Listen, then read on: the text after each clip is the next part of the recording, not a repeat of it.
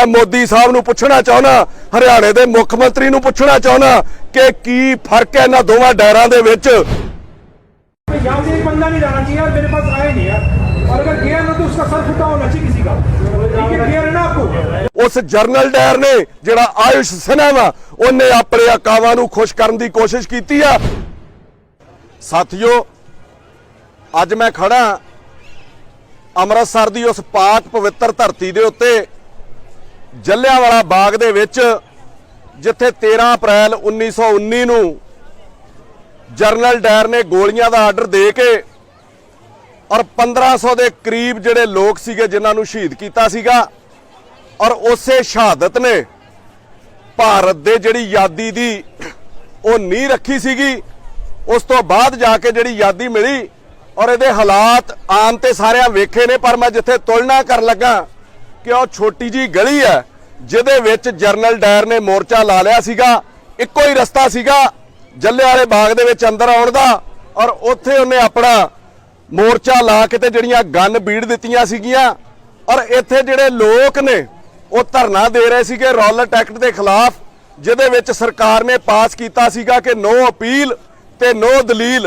ये कई साल जलियांवाला बाग बंद रहा क्योंकि इहदा आधुनिकरण जिहड़ा सुंदरीकरण होना सीगा। कल मोदी साहब ने इहदा जिहड़ा वर्चुअल उद्घाटन किया।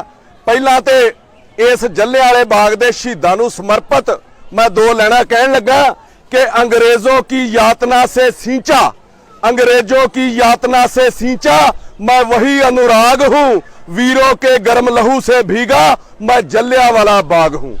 इत्थे कल वर्चुअल जिहड़ा इहदा उद्घाटन किया गया, ऑनलाइन भारत के प्रधानमंत्री मोदी साहब ने किया, और मोदी साहब अपने लैक्चर दे विच मैं अज सारा सुनिया, उहदे विच बोलदे सीगे कि जरनल डायर ने इत्थों अन्नेवाह गोलियां चलाईयां, गोलियां चलाउण दा हुक्म दिता, इत्थे इन्ने लोकां दी शहादत जिहड़ी होई आज़ादी दी बलदी लौ नूं बुझाउण लई अमानवता दीयां सारियां हद्दां पार करके 1500 के करीब बंदे शहीद किए गए। और मोदी साहब कह रहे सी कि उन्हां शहीदां नूं मैं प्रणाम करदा, इन्हां दी बदौलत सानूं आज़ादी मिली है। और 75 साल बाद मैं इस जलियांवाले बाग का आधुनिकीकरण कर रहा वां। हुण मैं जिहड़े सवाल खड़े कर लगा वो मैं तुहाडे लोकां कोलों भी इहदे उत्ते सहमति लैणी है कि जो कल करनाल दे विच किसानां दे उत्ते होया, जे जरनल डायर ने इत्थे खलो के कहा सीगा कि कोई बंदा बच के नहीं जाना चाहिए, कल दे एक जिहड़ा करनाल दा SDM आ, IAS अफसर आ, उहदा नाम है आयुष सिन्हा, वो अपनी फोर्स नूं अगे खिलार के ते हुक्म दे रहा कि जिन्ने भी किसान अज धरने ते आए ने, किसी का भी सिर पाड़े बगैर जां कोई लत्त बांह टुट्टी तो बगैर जे वो बंदा बाहर चले गया तो मैं अफसर तुहानूं सस्पेंड कर देना जे। वो जिहड़ा जरनल डायर आ उस अफसर ने जिहड़े हुक्म दिते ते उस जरनल डायर दे विच ते 1919 वाले जरनल डायर दे विच मैं मोदी साहब नूं पुछना चाहना, हरियाणे दे मुख मंत्री नूं पुछना चाहना कि की फर्क है इन्हां दोवां डायरां दे विच। और मोदी साहब उहदे नाल कह रहे सीगे कि लोकां नूं इतिहास याद रखना चाहिए, इहदे नाल सानूं सिੱਖਿਆ मिलदी आ। अज मैं तुहानूं लोकां नूं कहण लगा, मैं नरेंद्र मोदी नूं भी कहण लगा कि कल जदों तुसीं जलियांवाले बाग दा उद्घाटन कीता, उहदे नाल इतिहास नूं फिर दोहराया गया कि किवें लोकां नूं अगे ला के उन्हां दे सिर पाड़े गए। एक ते लड़ाई अचानक हो जाती है भी किते किसी ने धरना दिता, कोई उत्थे खराबी हो गई, पर जे कह के हुक्म दिते होण कि इन्हां लोकां दीयां लत्तां बाहां तोड़नियां, इन्हां दे सिर पाड़ने आ, ये फिर कित्थों दा इंसाफ सीगा और किहड़ी आज़ादी दीयां गल्लां कर रहे सीगे तुसीं। सिर्फ ते सिर्फ उस अफसर ने, उस जरनल डायर ने जिहड़ा आयुष सिन्हा वा, उन्हें अपने अकावां नूं खुश करन दी कोशिश कीती आ। मैं मोदी साहब नूं कहना चाहुंदा कि एक पासे ते तुसीं ये जलियांवाला बाग विखा के ते शांति दा संदेश दे रहे सी, आज़ादी दा संदेश दे रहे सीगा, ते नाल दे सूबे दे विच साडे लोकां दे सिर पाड़े जा रहे सीगे, उन्हां दीयां लत्तां बाहां तोड़ियां जा रहीआं सीगीआं, हुक्म दित्ते गए सीगे। ये दोहरा किरदार क्यों अपनाउंदे हो? साडे कोलों तो ही अपनाया जांदा। मैं तुहानूं ये लैणा कहण लगा कि रंजिश के चलते हैं, रंजिशों के चलते हैं दौर आज भी गालिब, रंजिशों के चलते हैं दौर आज भी गालिब, वो झूठ बोलते हैं जो अमन की बातें करते हैं। ਇਹ ਕਿਹੋ ਜਿਹਾ ਅਮਨ ਸੀਗਾ ਕੱਲ ਲੋਕਾਂ ਨੂੰ, ਜਿੰਨਾ ਉੱਥੇ ਤੁਸੀਂ ਫੋਟੋਆਂ ਦੇਖੀਆਂ ਮੈਂ ਇਸ ਵੀਡੀਓ 'ਚ ਦੱਸ ਦੂੰਗਾ ਕਿ ਕਿਵੇਂ ਲੋਕਾਂ ਨੂੰ ਲਹੂ ਲੁਹਾਨ ਕੀਤਾ ਗਿਆ, ਕਿਵੇਂ ਉਹਨਾਂ ਦੇ ਸਿਰ ਪਾੜੇ ਗਏ। ਮੈਂ ਪੁੱਛਣਾ ਚਾਹੁੰਦਾ ਨਰਿੰਦਰ ਮੋਦੀ ਹੋਣਾ ਨੂੰ ਕਿ ਤੁਸੀਂ ਕਿਹਾ ਸੀਗਾ ਕਿ 75 ਸਾਲ ਦੇ ਬਾਅਦ ਇਸ ਜੱਲਿਆਂਵਾਲੇ ਬਾਗ ਦਾ ਮੈਂ ਆਧੁਨਿਕੀਕਰਨ ਕਰ ਰਿਹਾ, ਪਰ ਜਿਹੜੇ ਸਾਡੇ ਹੁਕਮਰਾਨ ਆ, ਜਿਹੜੇ ਸਾਡੇ IAS ਅਫਸਰ ਆ, ਜਿਹੜੇ ਸਾਡੇ IPS ਅਫਸਰ ਆ ਤੇ ਜਿਹੜੇ ਸਾਡੇ ਦੇਸ਼ ਦੇ ਲੀਡਰ ਆ ਚੋਰ ਇੱਕ ਨੰਬਰ ਦੇ, ਉਹਨਾਂ ਦਾ ਆਧੁਨਿਕੀਕਰਨ ਕਦੋਂ ਹੋਣਾ ਵਾ, ਉਹਨਾਂ ਨੂੰ ਅਕਲ ਕਦੋਂ ਆਉਣੀ ਆ, ਉਹਨਾਂ ਦਾ ਨਵੀਨੀਕਰਨ ਕਦੋਂ ਹੋਣਾ ਵਾ। ਇਹੋ ਜਿਹਾ ਵਿਹਾਰ ਇੱਥੇ ਬਜ਼ੁਰਗ ਖਲੋਤੇ ਨੇ, ਇਹੋ ਜਿਹਾ ਵਿਹਾਰ ਤੇ ਸਾਡੇ ਨਾਲ ਅੰਗਰੇਜ਼ ਵੀ ਨਹੀਂ ਸੀ ਕਰਦੇ ਜਿਹੋ ਜਿਹਾ ਤੁਸੀਂ ਲੋਕ ਸਾਡੇ ਨਾਲ ਕਰ ਰਹੇ ਹੋ। ਉਹ ਤੇ ਕਿਸੇ ਗੱਲ ਦੇ ਉੱਤੇ ਜੇ ਲੋਕਾਂ ਨੂੰ ਕੁੱਟਦੇ ਸੀਗੇ, ਤੁਸੀਂ ਨਿਹੱਥੇ ਲੋਕਾਂ ਦੇ ਉੱਤੇ ਜਿਵੇਂ ਜਰਨਲ ਡਾਇਰ ਨੇ ਗੋਲੀਆਂ ਚਲਾਈਆਂ ਸੀਗੀਆਂ, ਇਸ ਤਰੀਕੇ ਲੋਕਾਂ ਨੂੰ ਕੁੱਟਿਆ। ਤੁਸੀਂ ਵੀ ਅੰਗਰੇਜ਼ਾਂ ਨਾਲੋਂ ਘੱਟ ਨਹੀਂ। ਮੈਂ ਸਰਕਾਰ ਨੂੰ ਕਹਿਣਾ ਚਾਹੁੰਦਾ ਕਿ ਕਾਲੇ ਅੰਗਰੇਜ਼ ਹੋ ਜਿਹੜੇ ਤੁਸੀਂ ਸਾਡੇ ਉੱਤੇ ਰਾਜ ਕਰਨ ਦੀਆਂ ਗੱਲਾਂ ਕਰਦੇ ਹੋ ਔਰ ਸਾਨੂੰ ਕੁੱਟਦੇ ਹੋ। ਇਹ ਸਾਡੀ ਆਜ਼ਾਦੀ ਆ, ਇਹ ਆਜ਼ਾਦੀ ਤੁਸੀਂ ਸਾਨੂੰ ਦਿੱਤੀ ਆ ਸਿਰ ਪਾੜਨ ਦੀ।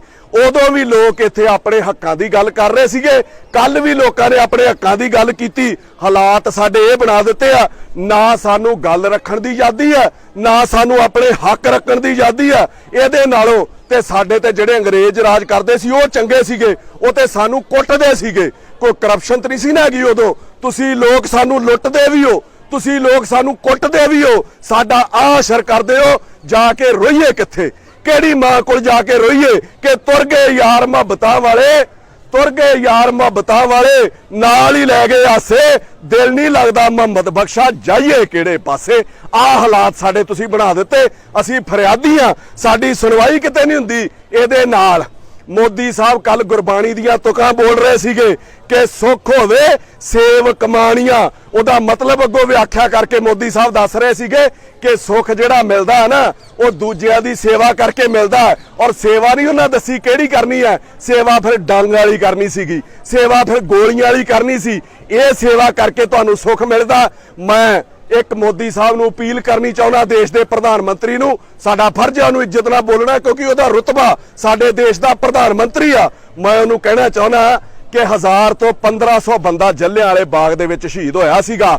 ਉਸ ਤੋਂ ਬਾਅਦ ਸਾਨੂੰ ਆਜ਼ਾਦੀ ਮਿਲੀ ਸੀਗੀ। ਉੱਥੇ ਬਾਰਡਰ ਤੇ 600 ਤੋਂ ਉੱਤੇ ਕਿਸਾਨ ਜਿਹੜਾ ਮਤਲਬ ਸ਼ਹੀਦ ਹੋ ਚੁੱਕਾ ਵਾ। ਕਿ ਇਹਨਾਂ ਦੀ ਗਿਣਤੀ 1500 ਕਰੋਗੇ ਤੇ ਫਿਰ ਇਹਨਾਂ ਦਾ ਕੋਈ ਮਸਲਾ ਹੱਲ ਕਰੋਗੇ। ਸਾਨੂੰ ਆਪਣੇ ਆਪ ਹੀ ਧਿਆਨ ਦੇਣਾ ਚਾਹੀਦਾ। ਬਾਹਰਲੇ ਮੁਲਕ ਦੇ ਵਿੱਚ ਚੱਲ ਜਾਓ, ਉੱਥੇ ਤੇ ਇੱਕ ਇੱਕ ਜਾਨ ਦੀ ਕੀਮਤ ਹੈ ਤੇ ਸਾਡੇ ਇੱਥੇ ਜਿਹੜੇ ਜਾਨਾਂ ਵਾ ਉਹ ਕੀੜਿਆਂ ਮਕੌੜਿਆਂ ਵਾਂਗੂ ਰੁਲਦੀਆਂ ਫਿਰਦੀਆਂ। ਮੈਂ ਤੁਹਾਨੂੰ ਇਹ ਵੀ ਕਹਿਣਾ ਚਾਹੁੰਦਾ ਨਰਿੰਦਰ ਮੋਦੀ ਜੀ ਕਿ 13 ਅਪ੍ਰੈਲ 1919 ਨੂੰ ਸਾਕਾ ਹੋਇਆ ਸੀਗਾ, ਅੱਜ 21 ਹੈ। 102 ਸਾਲਾਂ ਦੇ ਬਾਅਦ ਵੀ ਪੰਜਾਬੀਆਂ ਦੇ ਮਨ ਦੇ ਵਿੱਚੋਂ, ਭਾਰਤੀਆਂ ਦੇ ਮਨ ਦੇ ਵਿੱਚੋਂ ਨਾ ਗੁੱਸਾ ਗਿਆ ਤੇ ਨਾ ਸਾਡਾ ਦਰਦ ਜਿਹੜਾ ਮਨ ਦੇ ਵਿੱਚੋਂ ਗਿਆ ਵਾ। ਇਹ ਜਿਹੜਾ ਗੁੱਸਾ ਵਾ ਇਹ ਤੁਸੀਂ ਵੀ ਆਪਣੇ ਪ੍ਰਤੀ ਇਹ ਉਤਪੰਨ ਨਾ ਹੁੰਦੇ ਹੋ ਪ੍ਰਧਾਨ ਮੰਤਰੀ ਸਾਹਿਬ। ਇਹ ਮਸਲਾ ਜਿੰਨੀ ਛੇਤੀ ਹੱਲ ਹੋ ਸਕਦਾ ਕਰੋ। ਚਲੋ ਉਹ ਤੁਹਾਡਾ ਮੈਟਰ ਆ, ਪਰ ਜਿਸ ਤਰੀਕੇ ਲੋਕਾਂ ਨੂੰ ਕੁੱਟਿਆ ਜਾਂਦਾ, ਜਿਸ ਤਰੀਕੇ ਲੋਕਾਂ ਦੇ ਸਿਰ ਪਾੜੇ ਜਾਂਦੇ ਆ, ਇਹ ਕਿੱਥੋਂ ਦਾ ਇਨਸਾਫ ਹੈ? ਇਹ ਆਜ਼ਾਦੀ ਆ। ਆ ਤੁਸੀਂ ਲੈਕਚਰ ਕਰਦੇ ਸੀਗੇ ਜੱਲਿਆਂਵਾਲੇ ਬਾਗ ਦੇ ਨਾਂ ਦੇ ਉੱਤੇ। ਮੈਂ ਤੁਹਾਨੂੰ ਅਪੀਲ ਕਰਦਾ ਕਿ ਉਸ ਅਫਸਰ ਦੇ ਉੱਤੇ ਜਦੋਂ ਉਹਨੂੰ ਸਹੁੰ ਖਵਾਈ ਗਈ ਸੀ IAS ਅਫਸਰ ਬਣਦੀ, ਉਹਦਾ ਲੋਕਾਂ ਦੀ ਜਾਨ ਮਾਲ ਰਾਖੀ ਕਰਨ ਦੀ ਸਹੁੰ ਖਵਾਈ ਜਾਂਦੀ ਆ। ਲੋਕਾਂ ਦੀਆਂ ਜਾਨਾਂ ਲੈਣੀਆਂ ਤੇ ਸਿਰ ਪਾੜਨਾ ਨਹੀਂ। ਉਹਦੇ ਉੱਤੇ ਸਖਤ ਤੋਂ ਸਖਤ ਕਾਰਵਾਈ ਹੋਣੀ ਚਾਹੀਦੀ ਆ। ਉਹਦੇ ਉੱਤੇ ਪਰਚਾ ਦਰਜ ਹੋਣਾ ਚਾਹੀਦਾ। ਇਹਦੇ ਖਿਲਾਫ ਤੇ ਸਬੂਤ ਲੱਭਣ ਦੀ ਲੋੜ ਹੀ ਨਹੀਂ ਵੀ ਕਾਗਜ਼ ਕਾਲੇ ਕਰਨੇ ਆ। ਉਹ ਇੱਕ ਵੀਡੀਓ ਦੇ ਵਿੱਚ ਬੋਲ ਰਿਹਾ ਕਿ ਕਿਸੇ ਵੀ ਕਿਸਾਨ ਦਾ ਸਿਰ ਪਾੜਨ ਤੋਂ ਬਗੈਰ ਜਾਣ ਨਹੀਂ ਦੇਣਾ। ਫਿਰ ਇਸ ਧਮਕੀ ਦਾ, ਇਸ ਸਾਜ਼ਿਸ਼ ਦਾ ਉਹਦੇ ਉੱਤੇ ਕੀ ਕਾਰਵਾਈ ਕਰੋਗੇ? ਇਹ ਬਹੁਤ ਹੀ ਸਾਡੇ ਸੂਬੇ ਲਈ, ਸਾਡੇ ਦੇਸ਼ ਲਈ ਮੰਦਭਾਗਾ ਵਾ। ਆਪਾਂ ਰੀਸਾਂ ਤੇ ਕਰਦੇ ਬਾਹਰਲੇ ਮੁਲਕਾਂ ਦੀਆਂ, ਉੱਥੇ ਜੱਫੀਆਂ ਪਾਉਂਦੇ ਹੋ ਤੁਸੀਂ ਜਾ ਕੇ ਕਦੀ ਟਰੰਪ ਨਾਲ ਤੇ ਕਦੀ ਟਰੂਡੋ ਨਾਲ, ਤੇ ਜਦੋਂ ਆਹ ਹਾਲਾਤ ਉਹ ਸਾਡੇ ਦੇਸ਼ ਦੇ ਵੇਖਦੇ ਹੋਣਗੇ, ਲੋਕਾਂ ਨੂੰ ਜੁੱਤੀਆਂ ਪੈਂਦੀਆਂ, ਲੋਕਾਂ ਨੂੰ ਛਿੱਤਰ ਪੈਂਦੇ, ਲੋਕਾਂ ਤੇ ਗੋਲੀਆਂ ਚੱਲਦੀਆਂ, ਤੇ ਉਦੋਂ ਤੁਹਾਡਾ ਜਿਹੜਾ ਸਿਰ ਆ ਮੋਦੀ ਸਾਹਿਬ ਸ਼ਰਮ ਨਾਲ ਝੁਕਦਾ ਨਹੀਂ। ਮੈਂ ਅੱਜ ਇਸੇ ਮਸਲੇ ਤੇ ਇੱਥੇ ਲਾਈਵ ਹੋਣ ਲਈ ਆਇਆ ਸੀਗਾ। ਮੈਂ ਆਪਣੇ ਵੱਲੋਂ ਵੀ, ਆਪਣੀ ਟੀਮ ਵੱਲੋਂ ਵੀ ਜੱਲਿਆਂਵਾਲੇ ਬਾਗ ਦੇ ਸ਼ਹੀਦਾਂ ਨੂੰ ਸਿਰ ਝੁਕਾਉਣਾ, ਕਿਉਂਕਿ ਇਹਨਾਂ ਲੋਕਾਂ ਦੀ ਬਦੌਲਤ ਸਾਨੂੰ ਆਜ਼ਾਦੀ ਮਿਲੀ ਆ। ਬਹੁਤਾ ਕੁਝ ਮੈਂ ਕਹਿਣਾ ਨਹੀਂ। ਅਬ ਮਾਫੀ ਚਾਹਤਾ ਹੂੰ आज। मैं अखीर च कह के समाप्ति कर लगा कि माफी चाहता हूं आज, अल्फाज नहीं मिले, दर्द कह दिया है महसूस कर लीजिएगा।